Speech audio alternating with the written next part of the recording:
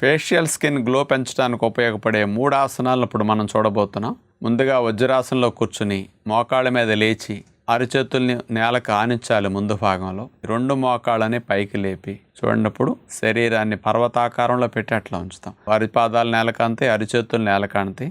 వీని తిరగేస్తే ఎట్లా ఉంటుంది, సేమ్ మన శరీరం కూడా పర్వతాసనంలో వి షేప్లో ఉండాలన్నమాట. అలాగే ఉండటం ద్వారా ఇప్పుడు చూడండి, తల భాగానికి, మెడ భాగానికి, చేతుల భాగానికి బ్లడ్ సప్లై బాగా వెళుతుందన్నమాట. నెక్స్ట్ సర్పాసన్. బార్లా పడుకుంటాం, 2 పాదాలు కలిపి చాపేస్తాం, 2 చేతులు భుజాలకి ఇరువైపులు అట్లా నేలకానిచ్చేసి చేతులను స్ట్రైట్గా చాపేసి మెడని నడుము వెనక్కి ఇచ్చేస్తాం. అట్లా అదే భంగిమలో కదపకుండా ఉంటాం.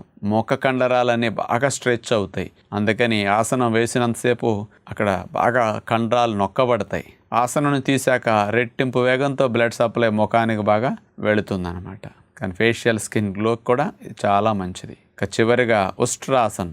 ఇది కూడా మెడ నొప్పులు, నడుము నొప్పులు తగ్గించడానికి అద్భుతంగా ఉపయోగపడే ఆసనం. ఉష్ట్రాసనం చూడండి, మోకాళ్ళ మీద నుంచుని వెనక్కి వంచి చేతులతో పాదాలు అట్లా పట్టుకుని ఆనిచ్చి ఇట్లా మెడను వెనక్కి విరిచేస్తాం. మెడ భాగానికి, తల భాగానికి రక్త ప్రసరణ బాగా జరగటానికి ఉపయోగపడుతుంది.